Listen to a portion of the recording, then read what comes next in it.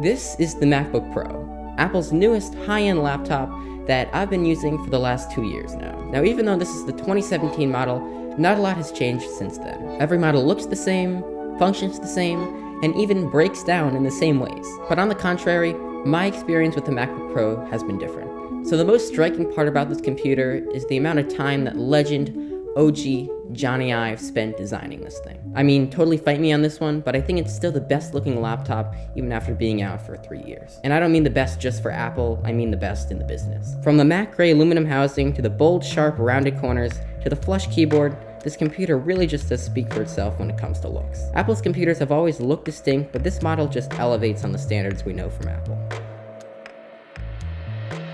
Now, what's equally important as design, if not more, is build quality, and this computer is built pretty well.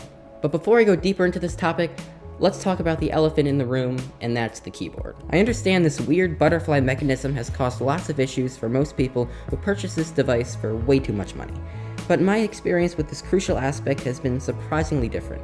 But please take what I say with a grain of salt. But before speaking of that, the enclosure of this computer is built very well. The anodized aluminum feels extremely solid and robust. As I said earlier, I've had this computer for a couple of years, and still to this day, I don't have any scratches on the body. Now, it has to be noted with any laptop is the hinge mechanism, and this one's just fine. It does what it has to do, lift and lower the screen, but I do notice some occasional clicks and pops when opening it and closing it. Getting those two aspects out of the way, let's talk about that keyboard.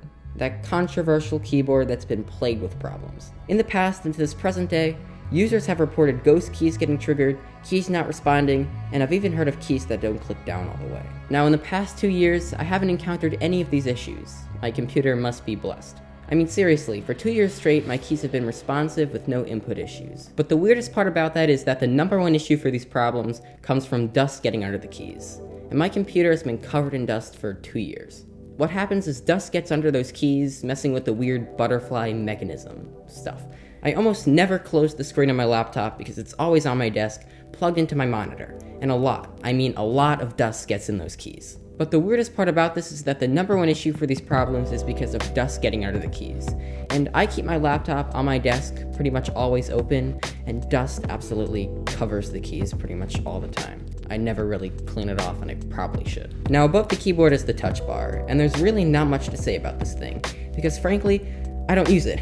I mean, what I could really say about it is it's just a thin OLED touch strip that replaces the function keys. Now, even though I could see how this could be useful for programs like Photoshop and Final Cut, I pretty much just stick to key commands because they're very fast. Now, what I really like on this computer is the main display. And this is a 15.6-inch panel that's not trying to be bezel-less, but it's still really damn good. With a humble resolution of 2880 by 1800 and supporting the P3 color gamut, it's a really solid panel for anything creative. The screen's bright, vibrant, and has really good viewing angles. If you're looking to do any photo or video editing, this panel will not disappoint. Now, what will also not disappoint, at least for the size, are the speakers. These drivers, although bright, offer crisp sound with a surprising amount of imaging. Even though there's no bass whatsoever, I'm very happy using these for casual things like streaming videos, but if you want better sound quality when you're editing audio, you're going to want to have a decent pair of flat headphones or some speakers that could push some air.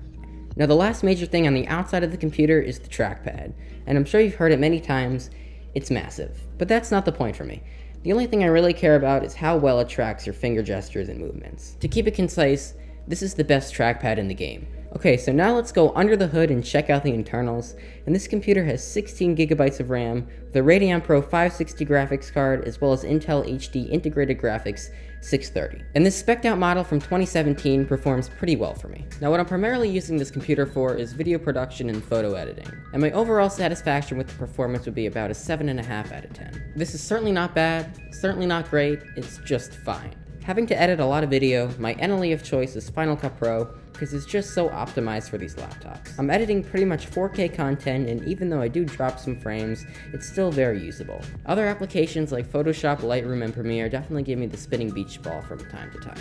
Another big issue with this lineup of computers is graphics issues. Many people have reported weird glitchy elements showing up on certain applications, and others have even reported their machines crashing, having to replace their logic boards. I personally have encountered these issues, but not to the extent that other people have. My computer has run into some weird glitches, but there's no rhyme or reason for these to happen, and they're very infrequent, so it really doesn't get in the way of my workflow. But overall, this is definitely a powerful computer for my needs, even though it does have its flaws. Even though I haven't really encountered the issues that other people have with their machines, I definitely don't recommend this model. Instead, I'd wait a year for the 2020 MacBook Pro, which is supposed to have fixed the butterfly keyboard issue by adding some more standard run-of-the-mill keys. Also, I hear that the display is getting improved and the overall design is slightly changing. The 2016 to 2019 MacBook Pros are good performers, but there's a lot of issues that prevents me from recommending them. Thanks for watching. I'll catch you guys in the next one.